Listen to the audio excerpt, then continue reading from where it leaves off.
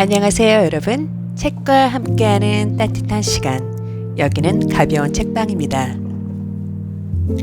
오늘은 이번 생은 망했어 라는 말이 가끔씩 터져 나오는 우리들에게 삶의 선택성과 가능성에 대한 깊은 질문을 던지는 감동적이면서도 가독성 높은 소설 한 편을 소개하고자 합니다. 바로 맷 헤이그의 Midnight Library인데요. 앞으로 약 10분간 짧고 스윗하게 이 책의 매력, 주요 테마, 그리고 왜 읽어야 하는지에 대한 이야기 시작해 보도록 하겠습니다. 그럼 책 소개를 간단하게 먼저 해볼까요? Midnight Library는 2020년에 출간된 맷 헤이그의 베스트셀러 소설입니다. 이 책은 노라 시드라는 주인공이 삶의 끝자락에서 마주한 초현실적인 도서관을 배경으로 펼쳐지는 이야기인데요.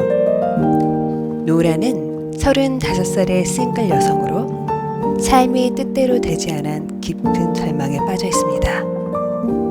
이 깊은 절망의 늪을 더 이상 받아들일 수 없어서 극단적 선택을 하는데요. 죽은 줄로 알았던 그녀는 뜻밖에도 삶과 죽음의 경계에 있는 Midnight Library라는 신비한 곳에 닿아 있게 됩니다. 이곳은 노라의 인생에서 다른 선택을 했을 때 펼쳐질 수 있었던 무수한 삶들을 체험할 수 있는 마법 같은 공간이었어요. 내가 갈 수도 있었지만 가지 않았던 수많은 다른 삶들을 살아보는 노라. 그녀에겐 어떤 일이 펼쳐질까요? 이 소설은 이렇듯 철학적이면서도 따뜻한 이야기로 독자들에게 내가 이때 이랬다면 지금 나의 삶은 어떻게 변해 있었을까? 라는 질문을 던지며 큰 공감을 불러일으키는데요. 맷 헤이그는 간결하면서도 감성적인 문체로 이 복잡한 주제를 리드미컬하게 풀어냈습니다. 이제 스포일러 없이 줄거리를 간략하게 소개해볼까요? 주인공 노라 시드는 한때 팔방미인이라고 불릴 정도로 공부도 수영도 음악에도 특출한 소질을 보였던 학생이었습니다. 그러나 성장하는 과정 중에서 크고 작은 결정들에 의해 성인이 된 노라는 고향 마을인 베드퍼드의 악기점 스트링 시어리에서 일하고 있고 반려묘 볼추를 키우고 항우울제에 의지해 하루하루를 살고 있었습니다. 노라가 수영선수가 되길 바랬던 아버지는 고등학교 때 돌아가시고 어머니마저 최근에 돌아가시고 유일한 형제인 오빠 조와도 함께했던 밴드 생활을 그만두면서 의절한 상태였죠. 그러던 어느 날 그녀 삶의 유일한 버팀목이었던 반려묘 볼츠마저 집을 나가 교통사고로 잃게 되는 사고가 발생합니다. 그 아픔이 가시기도 전에 일하는 악기점에서마저 해고를 당하죠. 뜻대로 되는 것이 하나도 없는 절망에 빠져서 극단적인 선택을 하는 노라. 죽은 줄 알았던 노라는 삶과 죽음의 경계에 있는 Midnight Library에 들어가게 됩니다.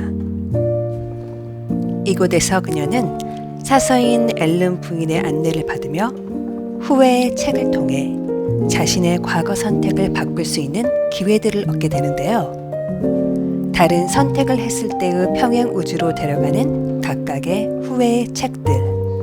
이 후회의 책을 통해 그녀는 올림픽 수영 선수가 되는 삶, 락스타가 되어보는 삶, 딜런과 결혼해서 시골에서 펍을 운영해보는 삶, 그리고 마지막으로 모든 조건이 더할 나위 없이 완벽한 삶 또한 살게 되는데요. 하지만 아무리 완벽해 보이는 삶도 각각의 삶에는 예상치 못한 도전들과 결핍이 항상 도사리고 있었음 또한 깨닫게 됩니다. 이 각각의 인생을 잠시 살아봄으로써 노라는 자신의 현재의 삶과 선택에 깊이 성찰하게 되는 계기를 갖게 되는 것이죠. 그럼 이제 책 속의 문장들을 잠시 들여다볼까요? 그 삶을 살고 싶다고 결정하는 순간, 진정으로 그런 마음이 드는 순간, 지금 내 머릿속에 있는 모든 기억은 이 자정의 도서관을 포함해서 아주 희미해질 거야. 너무 아련해서 거의 기억나지 않을 정도로. 그 말을 생각하며 이런 의문이 든다. 만약 이게 완벽한 삶이라면 왜 노라는 아직 자정의 도서관을 기억할까? 지금 자신이 느끼는 감정, 사랑에 대한 두려움이었다. 최고급 레스토랑에서 식사할 수도 있고, 오감의 온갖 호사를 누릴 수도 있고, 상파울루에서 2만 명 관객 앞에서 노래할 수도 있고, 우레와 같은 박수를 받을 수도 있고, 지구 끝으로 여행할 수도 있고, 수백만의 팔로워를 거느릴 수도 있고, 올림픽 메달을 딸 수도 있지만, 사랑이 없다면 이 모든 건 무의미하다. 원래 삶을 돌이켜볼 때 가장 근본적인 문제, 노래가 정말로 힘들었던 이유는 사랑의 부재였다. 불에 타지 않는 유일한 책, 완벽한 초록색을 유지한 채 그대로 있었다. 노라는 열기에 움찔거리며 책등 위에 조심스럽게 검지를 걸어 선반에서 책을 꺼냈다. 책 전체에 아무것도 적혀 있지 않았다. 처음부터 끝까지 백지였다. 다른 것처럼 이것 역시 그녀의 미래였다. 하지만 다른 책과 달리 이 책의 미래는 아직 적혀 있지 않았다. 그러니까 이것이다. 이것이 그녀의 삶이다. 그녀의 본래 삶. 그리고 백지였다. 그녀에게 가능한 모든 인생의 씨앗이자 시작인 진실. 예전에는 저주였으나 이제는 축복이 된 진실. 다중 우주의 잠재력과 힘을 간직한 간단한 문장이었다. 나는 살아있다.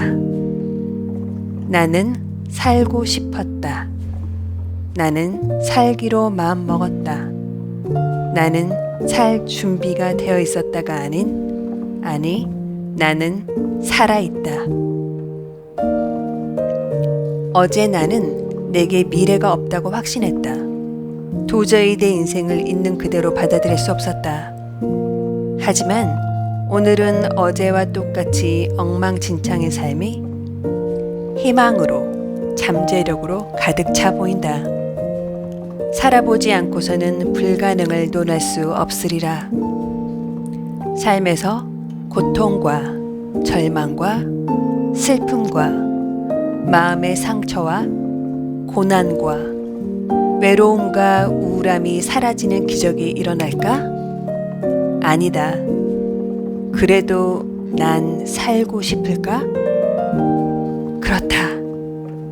그렇다. 1000번이라도 그렇다고 대답할 수 있다. 어제와 똑같은 디지털 피아노와 책이 있다. 반려묘가 사라진 슬픔과 실직의 고통도 그대로였다. 앞으로 펼쳐질 미래를 알 수 없다는 사실 또한 그대로였다. 하지만 모든 게 달라졌다. 모든 게 달라진 이유는 이젠 그녀가 단지 다른 사람의 꿈을 이뤄주기 위해 존재하지 않기 때문이었다. 상상 속 완벽한 딸이나 동생, 아내, 엄마, 직원, 혹은 무언가가 되는 데서 유일한 성취감을 찾아야 한다고 생각하지 않기 때문이었다. 이제는 그저 한 인간으로서 자신의 목표만 생각하며 자신만 책임지면 그만이었다. 또한 모든 게 달라진 이유는 거의 죽을 뻔했다가 이제는 살아있기 때문이었다. 그것이 그녀의 선택이기 때문이었다. 또한 모든 게 달라진 이유는 무엇보다도 그 무겁고 고통스러운 후회의 책이 활활 타버려 쟤만 남았기 때문이었다. 잘 들으셨나요? 이제 이 책의 핵심 테마와 메시지를 짚어보도록 하겠습니다. 이 책의 핵심 테마는 우리가 하는 선택과 후회, 그리고 삶의 의미라고 말할 수 있을 것 같아요. 이 책은 우리가 흔히 하는 만약 내가 그때 다른 결정을 했다면 하는 상상을 구체화하여 모든 삶에는 저마다의 장점과 단점이 함께 있다는 것을 보여줍니다. 또 다른 중요한 테마는 정신 건강인 것 같아요. 노라의 많은 삶 속에 항우울제가 함께하는 것만 보아도 알 수 있는데요. 겉으로 보이는 화려함 뒤에 숨어있는 사랑의 부재와 우울증이 함께한다는 것을 노라의 여러 삶 속에서 보여줍니다. 노라의 다른 인생 살아보기를 간접적으로 체험해 봄으로써 우리는 완벽한 삶이란 존재하지 않으며 우리가 현재 이미 가지고 있는 삶 속에서 의미를 찾아가는 것이 더욱 중요하다는 메시지를 주고 있습니다. 이 책의 장점이라면 몰입감 있는 스토리, 감성적인 문체, 그리고 누구나 공감할 수 있는 주제라고 생각하는데요. 단지 일부 독자에게는 결말이 너무 뻔하다고 느껴질 수도 있을 것 같아요. 특히 결말이 너무 철학적이고 교훈적이라서 호불호가 많이 갈릴 수 있는 작품이기도 합니다. 이 책은 특히 이런 분들께 추천드릴게요. 삶의 선택에 대해 고민하거나 후회에 사로잡혀 있으신 분들, 정신 건강에 대한 이야기를 따뜻한 시선으로 읽고 싶으신 분들, 마지막으로 철학적이면서도 가벼운 소설을 찾는 분들께 추천드립니다. 하지만 반대로 빠른 전개와 액션을 선호하시거나 철학적인 이야기에 흥미가 없으신 분들은 비추할게요. 이렇듯 미드나잇 라이브러리는 단순한 소설 이상으로 우리에게 삶의 소중함과 가능성을 다시 한번 생각하게 만드는 책이었습니다. 맷 헤이그는 이 책을 통해서 지금 이 순간 내가 가진 삶도 충분히 아름다울 수 있다라고 말하고 있는 것 같습니다. 여러분도 이 책을 읽고 나만의 후회 책을 이제는 한번 태워보시는 게 어떨까요? 지금까지 저의 긴 얘기를 들어주신 여러분 감사드립니다. 그럼 오늘도 오롯한 하루 되세요.